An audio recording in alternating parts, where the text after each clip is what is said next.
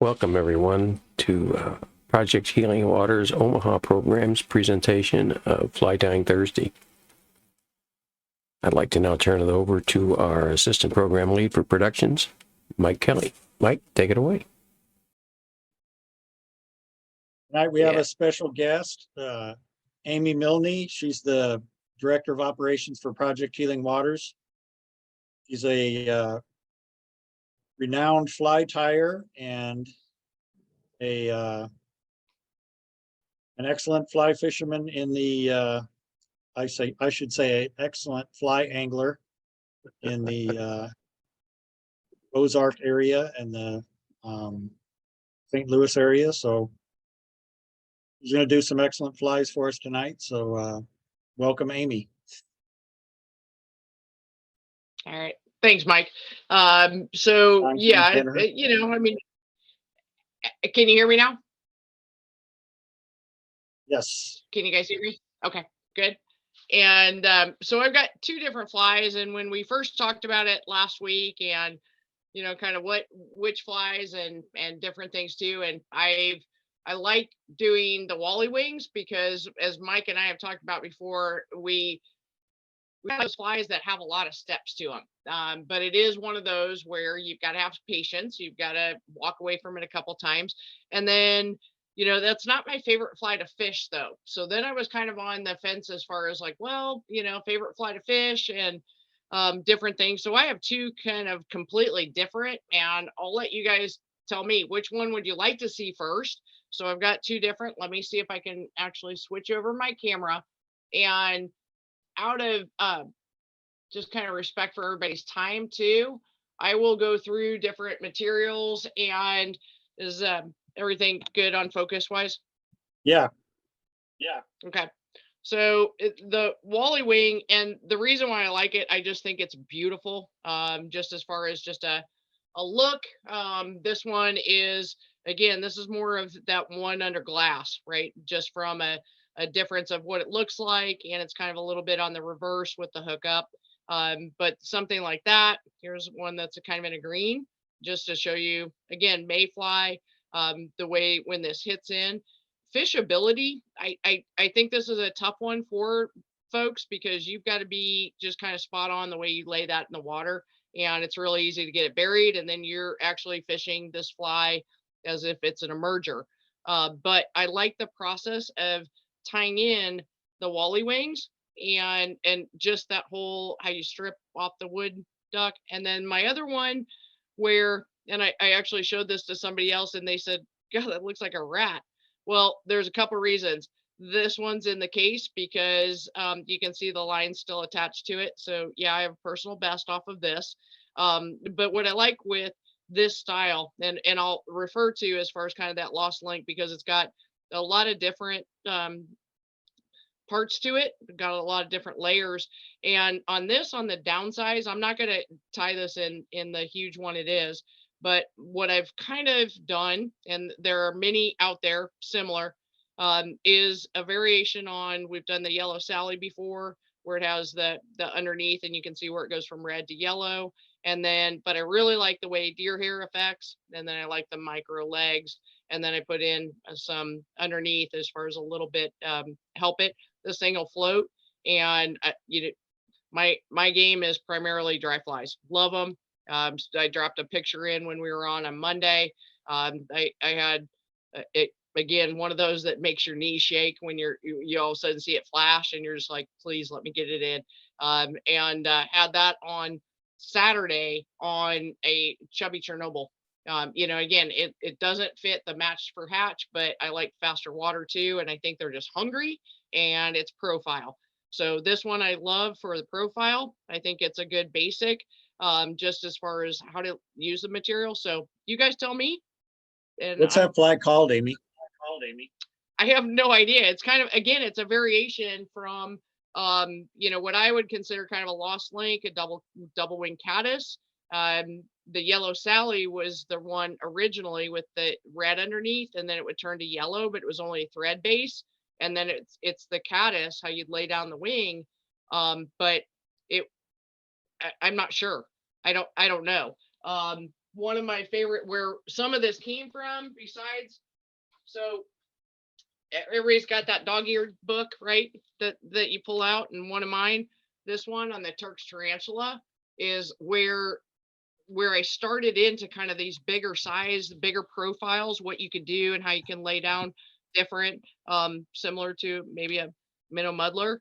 But I like the way deer hair performs, and I use it more than I ever would use an elk hair. Yeah, and I think it's good as far as processes and learning what you're using. So And I think that's what I thought that fly was a Turk's tarantula. yep. And I same, almost the same principle on that It one. is. You can go, size 8s, and it just depends. And I actually got to where on my mic, I was actually putting a little bit of foam in there to help on the buoyancy, because it was not staying up as long as I wanted to. And then if I wanted to switch over to a hopper dropper, but didn't want to go to a foam fly or a terrestrial, I was going to the Turks, and I love it. I just love all the steps of it. I love the way, because at the very end you get a spin deer hair. This one I don't. I laid in like a caddis head. So why don't I start with that one, and you guys can think of your questions, and then we'll come back to Walley wings, just depending on what kind of time frame we have. And mostly because I think you'll be much happier fishing this style, as opposed to Walley wings are fun. If you want to do Christmas ornaments and you want to do other things, I mean, that's great, and it's great practice. But this one, it will catch. So we'll start with that one, since nobody voiced up before I did. So I'm using number 12s on these, and I'm actually going to use number 12s on both. And I just did wholesale fly or wholesale hook company, and I will let you know, if you really like them, get something soon. I heard they are going into retirement. So load up your shopping cart. And am I on? And you guys are okay on seeing that? So on this one, and again, it's pretty similar, but it's a great basics as far as just laying down the material and getting kind of that pattern into it. Has a little bit of a tail on the end, and you can, your imagination is kind of up to you. But I'm just going to start out. Yes, I've got the white thread. I'm just going to lay this back, and then I'm going to stop back at my hook point. What size thread is that, Amy? Oh gosh, this is Perfect Hatch, and looks like a 3/0, but it's not. I can't really see it's buried in there. But usually for me, like Vivas, similar. I mean, as far as that, and I'm not cranking too hard on this, so I don't need to go up a whole lot. You can use a little bit of a thinner. Just be careful on your head wrap on that part. And on this, I'm going to tie it all in the deer hair. I've talked about deer hair a little bit on, and and again, quality, you just can't beat it. But one of the things also is when you start pulling them out of the package, I'm a big one. I label it, because it's easy to get things mixed up. So when and it's just a matter of where it came from and what it is. Like cow elk, again, I label. But on this one, just for buoyancy and just to show you kind of as far as the stats. So I'm going to come in. And with this, you can tell this is my beloved. I love this patch, and I hope I find another one that's just as good. Time of year that it was harvest, it has very little under fur, and I mean, I clean all of them, go through with a brush, but I'm going to go in and I'm going to grab a section on the deer hair. And with this, and I'm kind of switching hands more than I normally would. First thing I'm going to do is kind of just roll it, pull out some of my under fur. And this time of year, for where we all live, we get very dry, staticky air. And what I have found, instead of lotion, is spray your hands with maybe Static Guard, and it works. Don't spray your material, spray your hands, and then it'll give you a little bit of static relief. Otherwise, you're going to get done and you have all the hair over you. So I'm going to go in, put this in my stacker, bang on my table. And with your stacker, when you lay it parallel to your desk, come in. The idea is don't handle it too much, right? So I'm going to come in, I'm just going to pinch right there. Now I'm going to position this. And again, this section is my tail, and you can see I have quite a bit in here, but what I'm also going to do is I'm going to add as I go up. So, and I see how many times, if you just handle it a few too many times, stop what you're doing and make it right. Right. So come in, pinch, and all I'm doing at that is just a transfer, right? Measure, and then my pinch. So I've got my hook in here. And again, this is exaggerated as far as how much I would generally use, but it's for what I'm going to do to lay it down. So on this, I've got my first positioning. You can see it flare a little bit. I'm actually working up towards the front. I want to keep that flare away from where I'm going. Now I'm going to flare and come back and anchor in. If I flare too much to the back and it just pops, it's just going to be just like the front in here. And in that, now you can get it going. This is about the only time that I ever cut hair while it's on the hook. Usually I always pre-cut for the most part. Pull up what you need to get out of the way. Come in, clean it up a little bit. And now I'm going to go back in and anchor it. What do you mean by anchor? Just tighter wraps coming in and just a little bit more. I'm cinching down to get the material as close as I can to the hook shank, right? And on this part too, and we've all done it, right? Get your thread out of the way. I don't ever like cutting underneath. But you can see I'm not coming in and trying to actually bind this down so tight that it has no movement. I actually want that. So I want the hair properties to help me on the buoyancy. So that's why I went up the shank first and then came back, so that I'm kind of building in a little bit. For me, it works. And then I can kind of tighten that in. Now on this part of it, at the back, again, it's pretty exaggerated. The fly in general is fairly exaggerated. And you could go half of this amount in here just to give it that accent. What I'm trying to do is get it when it hits the water, that tail helps to hold it up in the film, right? So it's not sinking right away. It's not off kilter with that. On this side, now I'm going to add in a little bit of dubbing. This is only a size 12. I don't have a whole lot to work with. The biggest thing is all of a sudden I get to the end and go, I'm out of room. So less is a little bit more on this. I've already kind of prepped a little bit of dubbing on. I love dubbing. I'll tell you, I'm a sucker for every color. I've got a whole shoebox, literally, that's color sorted, by the way.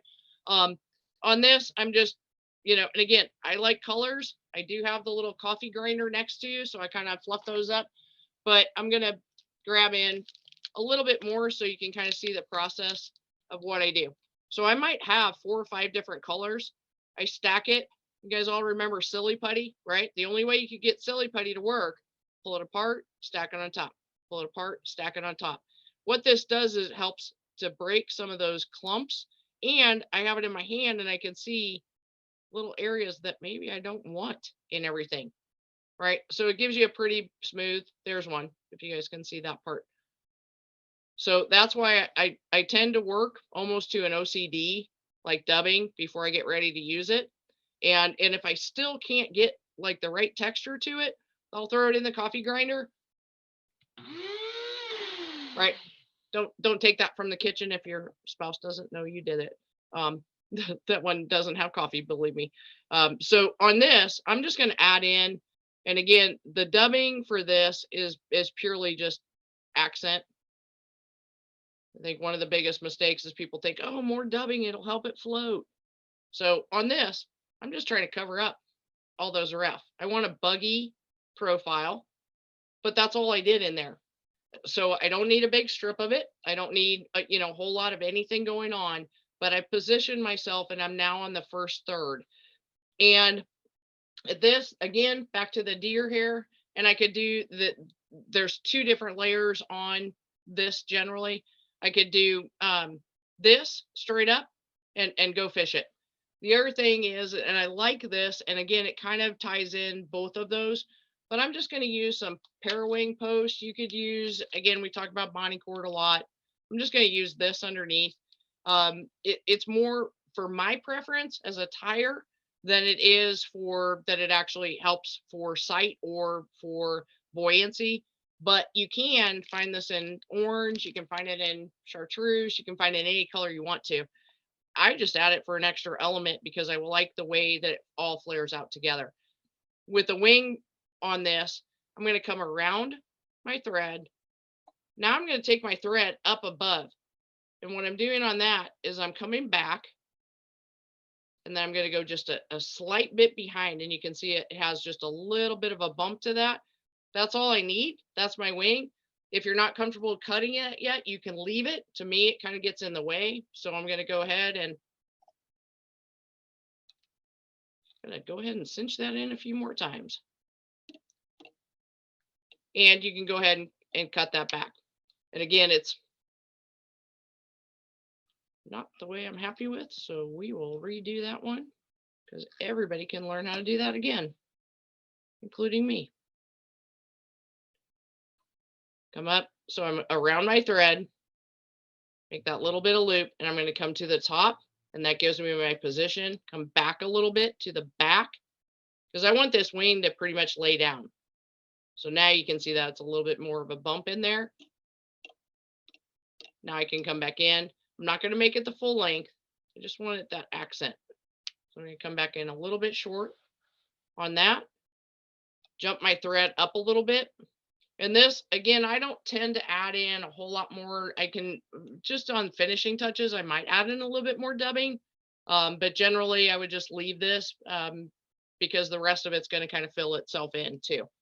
So back to the deer hair again on this. And I just work my way up. The one I want to grab. Come in. And knowing that when I do this, I'm going to sort the materials and end up tying with generally less than what I've cut. So here I cut a pretty big chunk of it. Again, I've got it in my fingers. First thing I do, I'm going to open it up, flare it. And again, I brush all the hairs anyway, so that's why, but this is, again, this was an exceptional without a lot of under fur. So I've got everything. Well, I don't want to tie it in like that because that's all that, you got to stack it. I don't do hand stacking. I most definitely love doing it on stackers. And I'm going to do this kind of in one sweep. So open it up. There's all your tips. Grab it.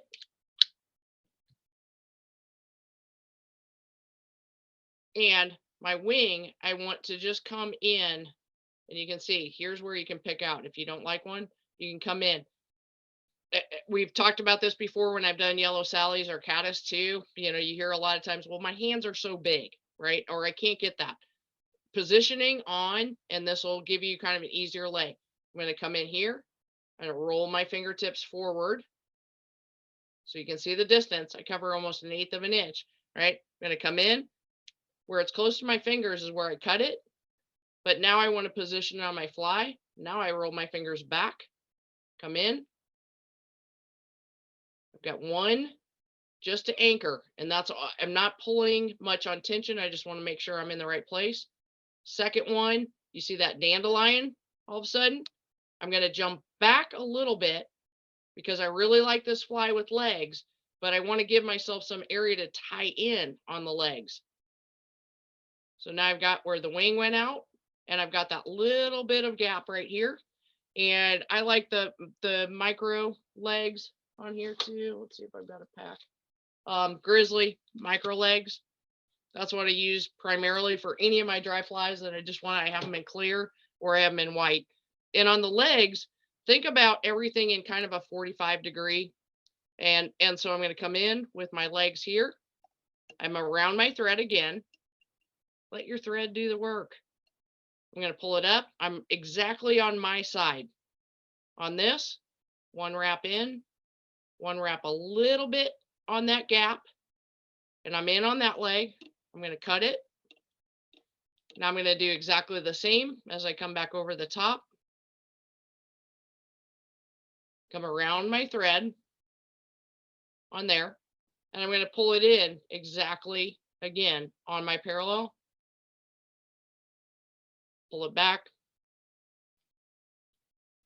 in. Now I've got everything in its place.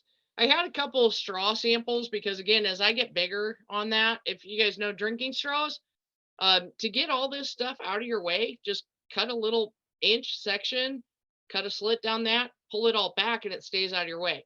Here I'm ready to tie off. That's a fly, and I will fish it. So right here, I just want to get a couple little push up in front. Not going to add anything else, and I use a whip finisher. Again, trying to get everything back out of your way. You're going to kind of position in, pull it back, get up in there, and pop it off. And you are good to go. Now, on this, I tend to leave the legs a little bit longer, and mostly until I either get to the water. But on this, you know, you can come in, you can shorten these up.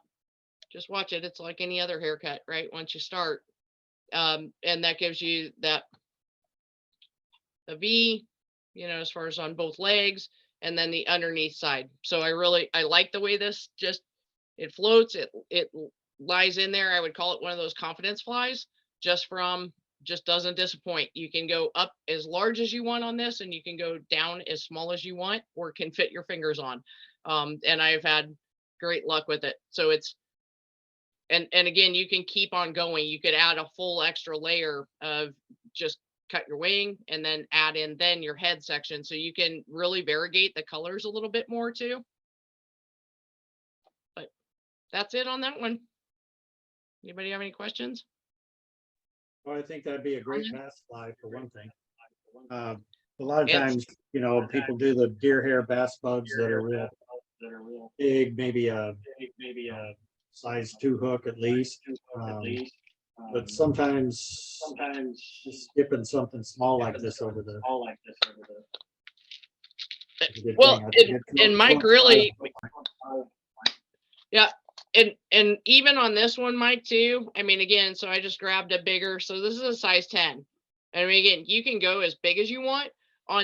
As you go bigger, don't try to necessarily make this part do more, add more layers in. So that's why I was saying like a double wing. So let's say on this, we get going and just imagine all the other stuff at the back, right? And here, so I want my first layer. And this is the difference, I think, on where you put in your materials as well. So I come in, same process, right? Clean everything, stack it.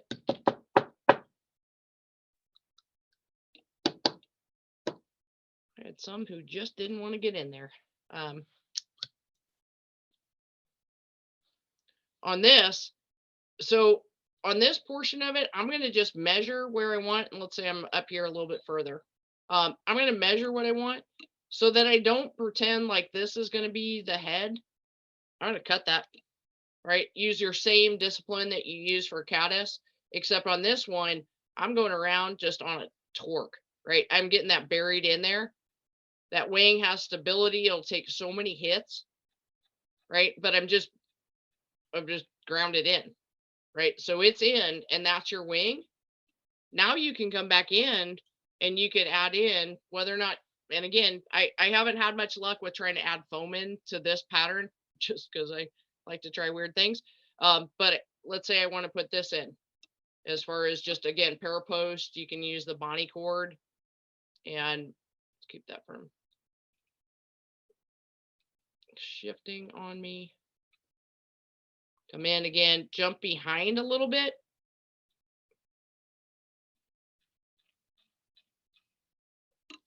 And that's where it starts looking more like that Turks. And then again, from here, and you can do a lot of different colors on it, which I think is pretty cool because just with the different, everything you can get right now in deer hair. Then finish out your head and add your legs. I wouldn't add them back under the wing portion of it. I haven't been happy with that. Instead, do your head the same way.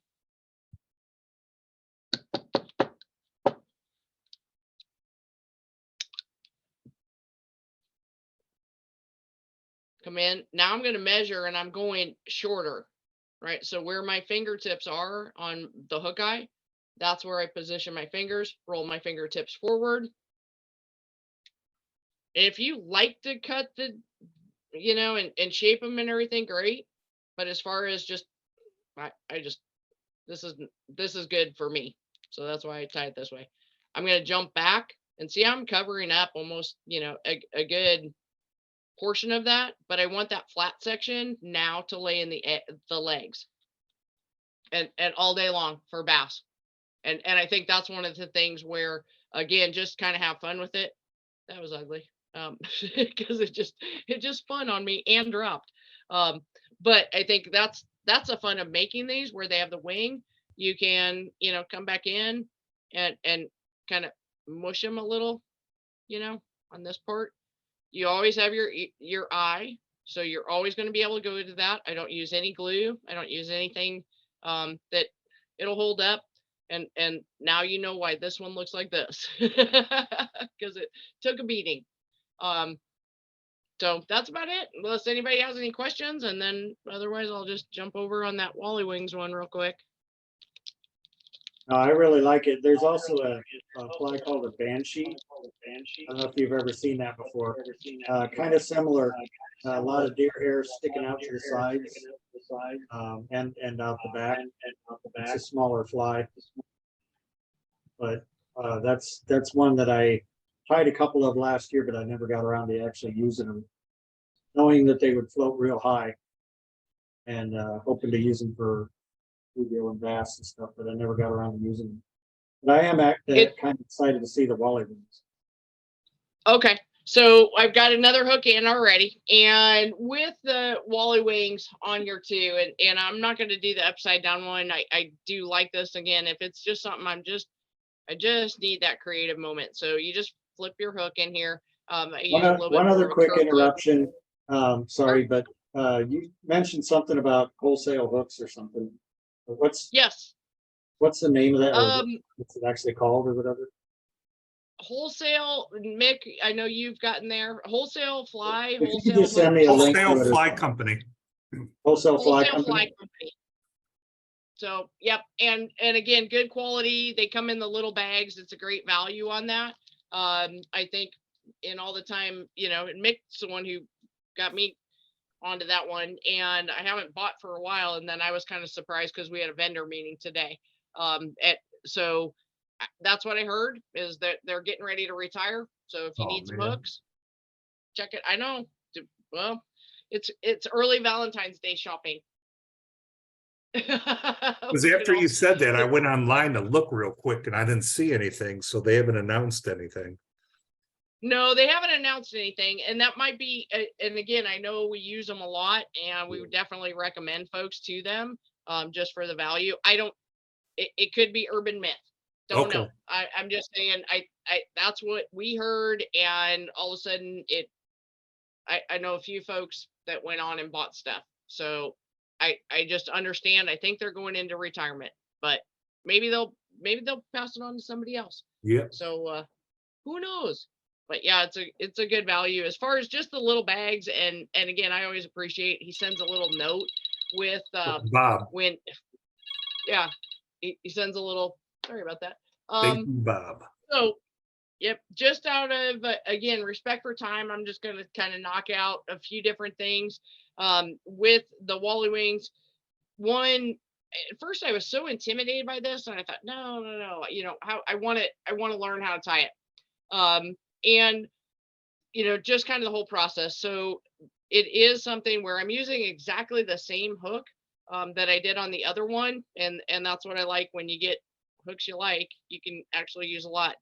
I'm just going to start my thread into this, and I'm going to run through the whole process on it, because it's not I don't really like showing just half flies. So I am going to show as far as adding in the tail material.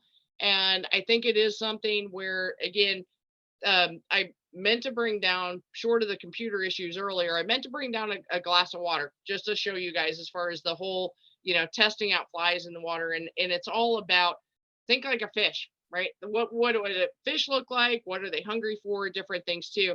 But concentrate on the portions.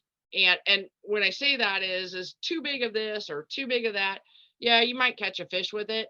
But it is something where the practice on this side of it. So Walley wings is a great practice fly, just from the standpoint of, okay, I want to learn how to do, but I'm going to add in some tail material. And on this part, you could use a lot of different, I'm actually gonna cheat and show you as far as my paint brushes. So I inherited a ton of different natural hair brushes, and I've talked about these a few different times. And you gotta love markers. So as I'm actually doing, just again, I want this portion of this tail only to do a certain purpose when it hits in the film of the water, right? Just help it balance, help it kind of level out. So I've got, and again, natural hair, I took markers to it. So if I'm tying on a green or an olive, I might use this pink just to mess around, but I also have a lot on the brown. This is something where it's worked for me. This is, if you don't like it, don't use it. What I don't think works as well is when you start getting into some of the cheaper nylon ones. They don't, to me, they do nothing on there. Add it if you like it, but they don't hold color well, and I think they slip on the hook shank. But other than that, natural hair is just like everything else we tie with. So I'm just going to grab off a couple little strips of this one, and I take it all the way down just like I do on all my other hairs. I don't want to cut, I don't want to look at it, so I just cut a couple of those. I don't put them in the hair stacker. They're really fine, and all I'm doing is just a positioning again for the balance of the fly. I'm going to start, and on this one it's fairly tight. I'm not cranking it or anything, but I am coming back. I'm going to go back in on that portion of it. There's the tail. Go forward. And that's where I want to end it. On this, I like it with the natural hair. Can pull up. Just have it stop. So this is the part, builder's delight, right? You can add anything that you want to on here. And I'm just going to take my thread back here.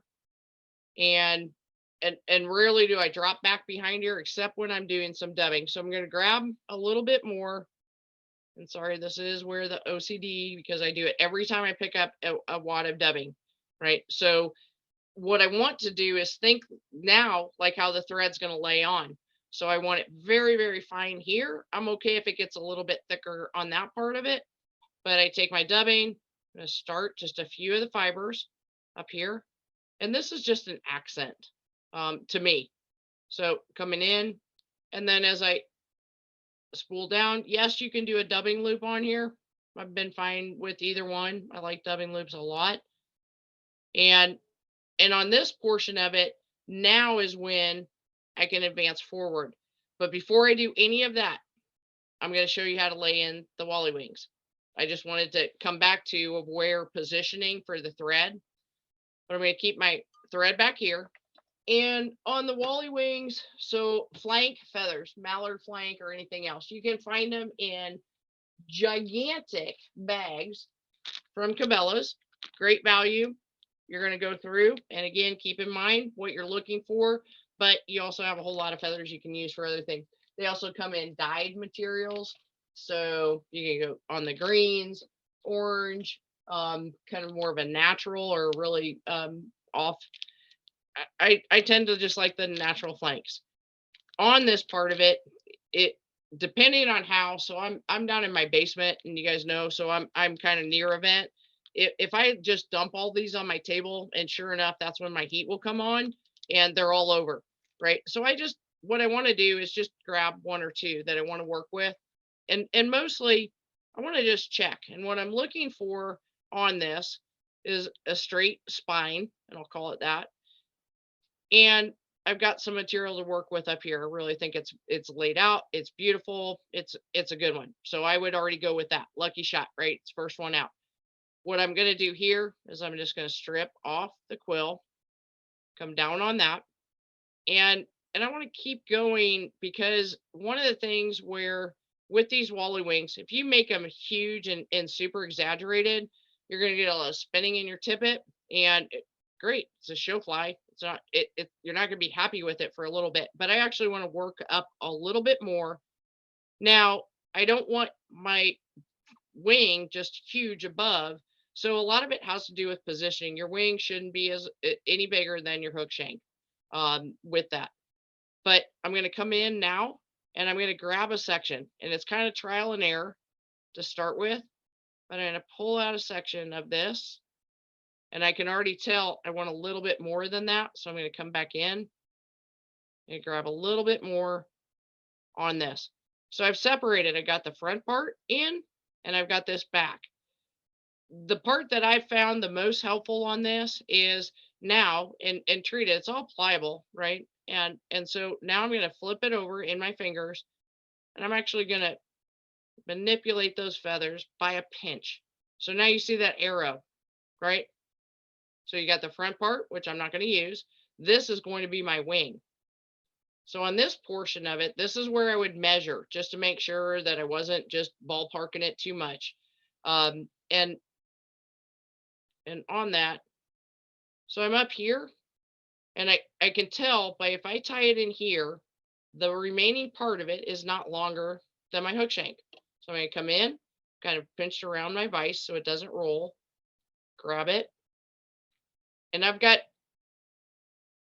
with this one, go over position first, get it where you want it. Make sure your fingers are helping you with this. Got about 2 or 3 wraps on that. Now I'm going to move it to the front. So again, this is it's pliable. The quill is it's relaxed.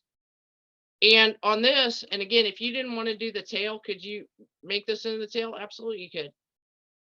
And then here, a lot like what we do for posts as well, when we're doing parachutes and things like that, I'm going to work this back, give it a little bit more anchor spot. Now I'm going to get all the stuff I don't want out of the way, cut on top. And I like the ramp that it made because that's going to help me on the body shape. I've tied a few of these, and so I'm confident enough to keep working through my fly. If you're new into this, what I would say is tear your wings now so that you don't get all the way through your fly and you yank on one and then you have a broken wing or something like that. So now I've got my wing in. Can you guys, I'll switch my vise again. So now I've got my wing in place, and that was only from that V. Right, and I can see a few pieces cheated me on the side there. But on this part of it right now is when you would grab the top part of the feather, and this is one I will actually stand at my tying desk to get over the top of it instead of adjusting my vise. And I tie on a bar stool, everything's elevated, but I'll come in. It's very gentle, but one of the things is it's very deliberate. So I'm pulling on this, and I'm actually peeling it. So I'm going to pull this.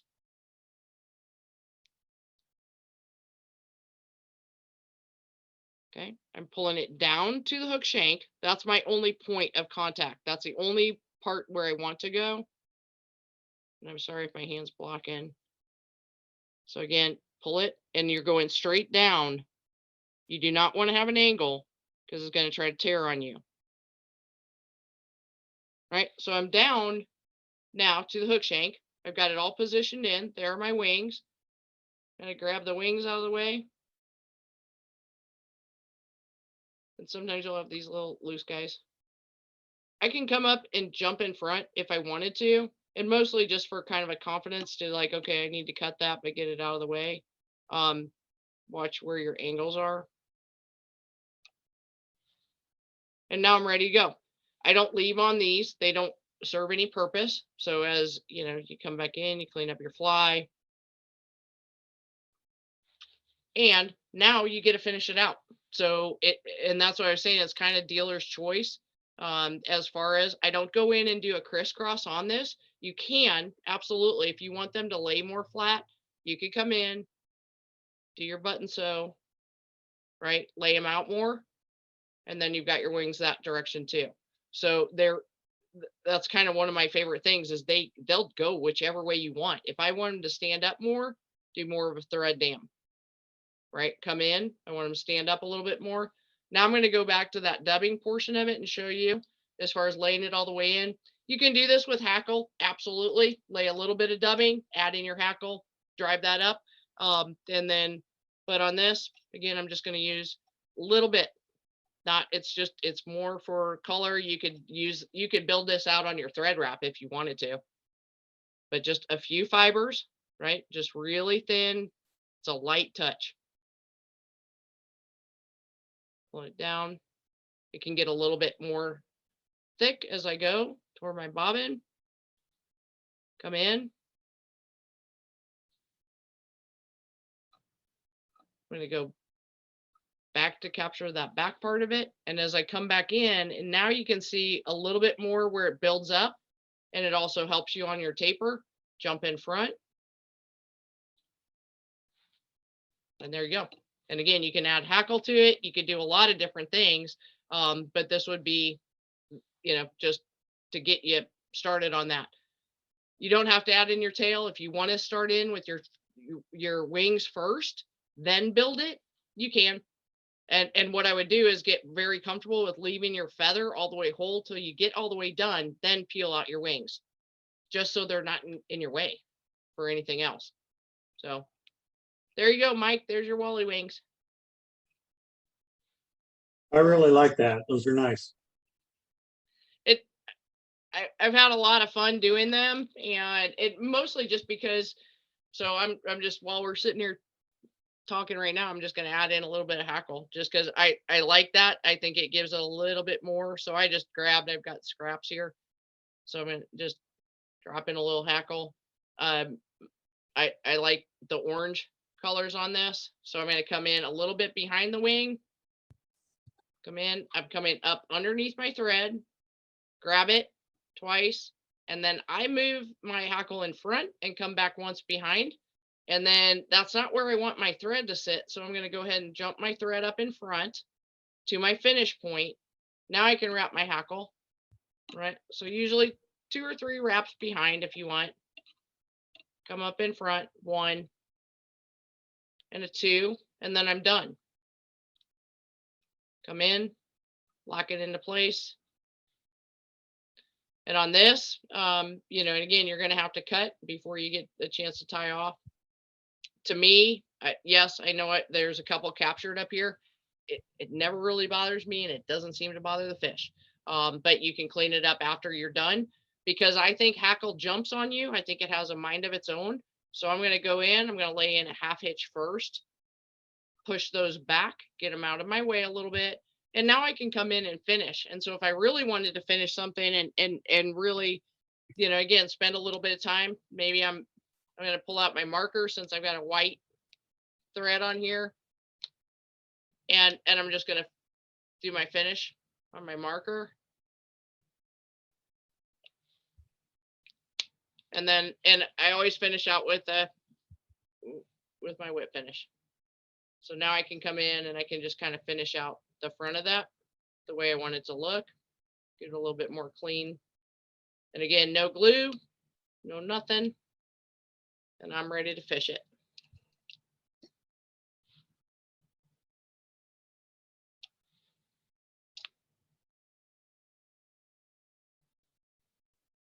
There you go. Very nice. In the chat, Al says, thanks, Amy. Great job. Well, thank you. Appreciate it. All right. I have nothing else on the tying list. It's back to you, Mike. All right. Yeah, I think they probably had to go to their Oregon. They have another Oregon thing at 7. Yeah, they cut it close on the video call. So yeah, appreciate the fact whenever, it's impressive they can get on these calls. Very impressive. Yeah, they're busy people. They've been doing a lot of really cool things on YouTube. If you can check out their channel, they've been doing humpies lately. Production style where Al does the body, the tail, the body, and the wings, and then hands it over to Gretchen, and she does the hackles. And so that's how they do their amazing. production tying. They do team tying. And it's really cool to see that. I was telling him, because if you're watching Al, you're seeing tail, wing, and the hump, and you're seeing it repetitively over and over, like Kelly was saying, to kind of keep doing a certain step. But you're watching Al do those steps over and over again, and then you watch the other, they're doing kind of a side-by-side thing. Watching Gretchen do the hackle over and over again, to watch how she does it. And it's a really cool way to get that repetitive thing. You learn a lot.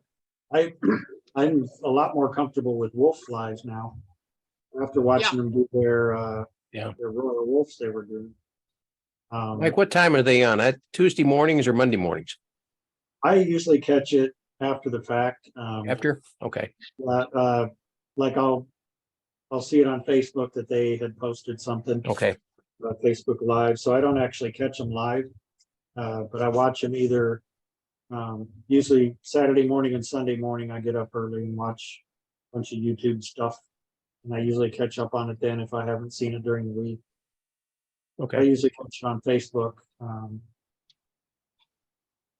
It's if you just look for Al and Gretchen Beatty. Oh yeah, I've got their Facebook. I watched them one time. I watched them do the wolf live one time. So if you what you do on Facebook, it's not subscribe or whatever, but you'll get a notification that they posted another video, and then okay, I'll have to send a friend request to. I think if they probably, you can probably follow them, John, Yeah. and you might get. That's what it. I Yeah. think that's it. I think. Follow. Yeah. And then we've been taking their they've been doing tip videos. So like he did something about hook sizes and thread sizes and laying a thread base and those kind of things, little quick tips like that.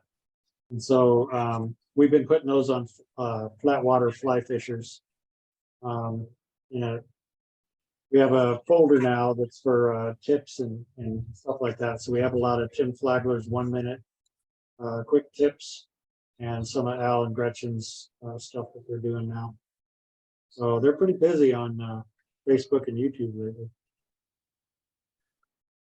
You got me smiling, Mike, when you said on Saturday and Sunday mornings, I'd like, we just found the cartoons for adults.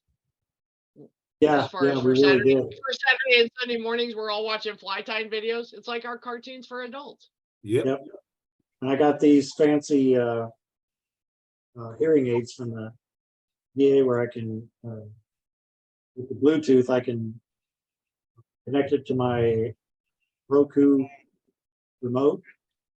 So once I hit headphones on a Roku remote, I get it in my hearing aid, so I can turn up the volume as loud as I want to hear it, and my wife can sleep away while I'm watching videos in the mornings on. That's awesome. Yeah, when I do mine. morning. I do mine Saturday morning with my tablet, and I can project the Facebook onto my TV, and that's kind of fun too.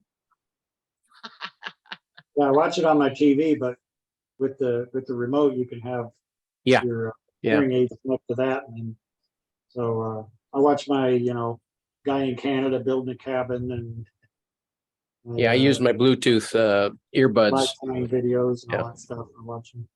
Yeah. Modern That's technology is awesome. wonderful. I know. I was gonna say, and we all were so hesitant 3 years ago, weren't we?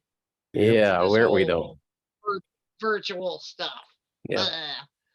So This whole Zoom. Well, it's interesting because when I was teaching full time, we started this remote learning, they called it, where the students would do their learning via the internet, and I absolutely hated it, and I swore I would never do anything like that ever again. Yeah, and now here we are in Zoom. We're basically running a web-based teaching program. So 100%. Well, I enjoy it. I really, I came around. I was probably one of those that was and at my previous job, and they're saying, no, use your phone, FaceTime people. I'm like, no, won't do it. Yeah. There were two different things. Is first off, that's my personal cell number. But this part of it, that other than it, and it was on my end. yeah, when they tell you a little flash, to update your computer, probably do that. And I saw it earlier. I didn't realize it was going to all hit right then. I thought, well, it'll give me a warning, right? No, it Oh. didn't. So that was my issue on it. But other than that, I mean, we all couldn't be getting together as often as we do right now. Yep. We just couldn't. So I'm a fan. I've met people I never would have met before if it hadn't have been for Zoom. For sure. I know. Mick, Yeah, you, and- and all the guys in St. Louis, I mean, I never would have met you guys without Zoom. Yep. So. But then without Zoom, there's no way we could have been able to afford to have Oh, Skip Morris and Tom Rosenbauer and Kelly Tim Gallup Flagler. and He's Eric already done- Austin. I mean, He's already, Tim Flagler's already done 3 Yeah. deals for us. Yeah. And we're working on another one in March. Yeah. And then Kelly and I keep bugging Davey McPhail. He offered to do things for clubs and stuff like that a long time ago, but he doesn't have like an obvious email address or whatever that you can reach out to him. So I finally got when you follow his Facebook page, you can't always like right away you can't comment on posts that he makes or whatever. So there's like different levels. I don't know if you've been with it for a while or whatever, but so finally I can actually comment on things that he posts. So I'm going to try to, try a couple different times to reach out to him and see if he can just do something quick. I think it'd be interesting. Fly Fish Food, they have a couple of really, they're funny guys. I mean, they're Cheech and there's a Curtis. They're real characters. They have There's pretty interesting videos on YouTube and stuff. Mike, the guy who put together that Smitty's fly box for us, his name's Steve. He is happy to come on if you need somebody. He's like, yeah, he'll teach. And obviously he's running a business that we are able to take advantage of. But he, great. There's so much. I think I'm always floored, like every day, of the generosity of people on that. And, because if these guys, if Landon Mayor's showing up at your shop to tie, he's charging you $400 to show up at your shop and tie. The fact that these guys will come on for, an hour and, it's pretty darn cool. But we've had more offers coming in as well. So pretty neat on that side. Yeah. And, bottom line is, we had Skip Morris come in and do for free. And then I reached out to him again and he was giving me his price sheet. And it would, a couple $1,000s for a YouTube session or whatever. And that's, I think he's maybe getting, probably not traveling as much anymore, getting, later in years like we all are. And so, he's, probably making money off of the YouTube thing. Probably. Or, I was Zoom calls, that kind of thing. Yeah. I was at the Virginia show and it was amazing to me to see. And it was kind of like the first time when I went to Streamer Love Fest to see all these tires, just in person. But his Tom Rosenbauer, he was on, wasn't he? Didn't you have him one time? Yeah. Okay. So I walked up to him. This is like how I am, right? First off, he's not very tall.